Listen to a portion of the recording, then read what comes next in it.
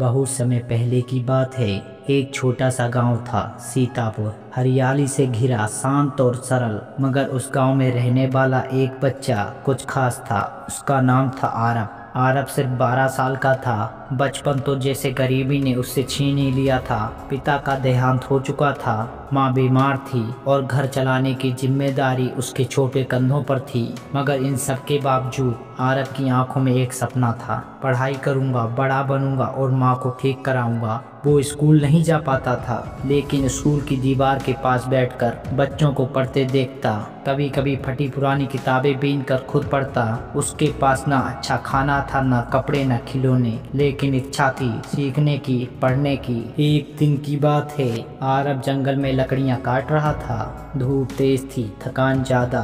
तभी उसकी नजर एक पेड़ के नीचे बैठे एक बूढ़े साधु पर पड़ी। बूढ़े बाबा बहुत थके हुए लग रहे थे, चेहरा पसीने से भीगा हुआ, आंखें प्यास से सूनी।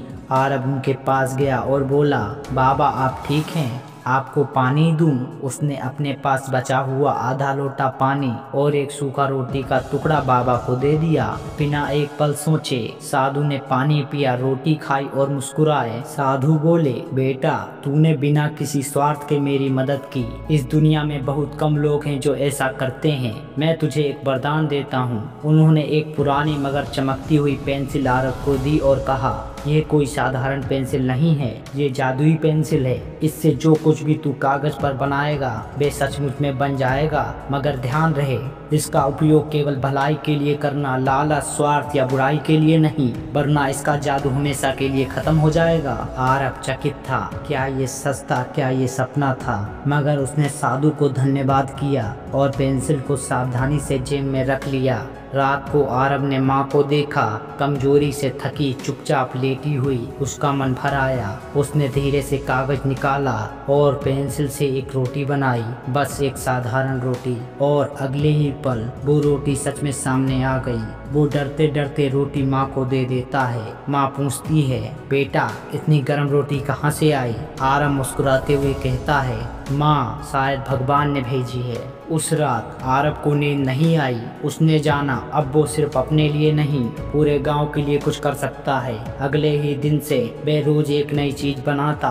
कभी किसी बच्चे के लिए किताबें, कभी किसी बूढ़े के लिए दवा, कभी किसी भूखे के लिए खाना। धीरे धीरे गांव वालों को एहसास हुआ कि ये बच्चा कुछ खास है। मगर आरब कभी घमंड नहीं करता। वे हर चीज चुपचाप और सच्चे दिल से करता। गांव के लोग अब उसे छोटा फरिश्ता कहने लगे।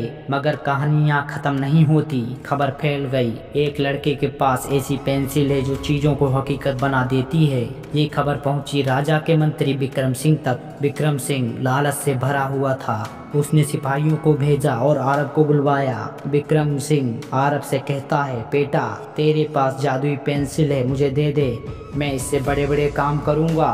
तू सोच, तुझे महल दूंगा, माँ का इलाज, सोने के सिक्के। आरब ने शांति से कहा, माफ कीजिए, ये पेंसिल मेरी नहीं, मेरे अच्छे कर्मों की देन है। ये किसी के स्वार्थ के लिए नहीं बनी। मंत्री को गुस्सा आ गया। उसने जबरदस्ती पेंसिल छीन ली और कागज पर सोने की गाड़ी बनाई।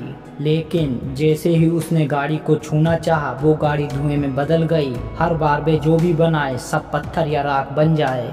फिर अचानक वो पेंसिल मंत्री के हाथ से निकलकर हवा में उठी, चमकी और उड़ती हुई वापस आरब के हाथों में आ गई। कुछ दिन बाद ये बात राजा तक पहुंची। राजा ने आरब को बुलाया। राजा ने आरब से कहा, बेटा तू सच्चाई और भलाई की मिसाल है। तू कुछ मांगना चाहता है? आरब ने कहा, बस मेरी माँ ठीक हो जाए और गांव में एक स्कूल बन जाए जहां कोई बिना पढ़ाई के ना रहे। राजा भावुक हो गए। उन्होंने आरब की माँ का इलाज करवाया और गांव में एक स्कूल बनवाया जहां आरब को पहला शिक्षक बनाया गया। अब आरब अपने जैसे बच्चों को पढ़ाता है, सपने देखना सिखाता है और ये विश्वास देता है कि अगर दिल सच्चा हो तो सबसे बड़ी ताकत हमारी अच्छाई होती है। सच्चा जादू किसी चीज में नहीं होता, वे होता है हमारे दिल में, हमारे कर्मों में और हमारे इरादों की सच्चाई में। दोस्तों, हम उम्मीद करते हैं ये कहानी आपको पसंद आई होगी। कहानी पसंद आई हो तो वीडियो को लाइक करें और हमारे चैनल को सब्सक्राइब करें। धन्यवाद दोस्तों।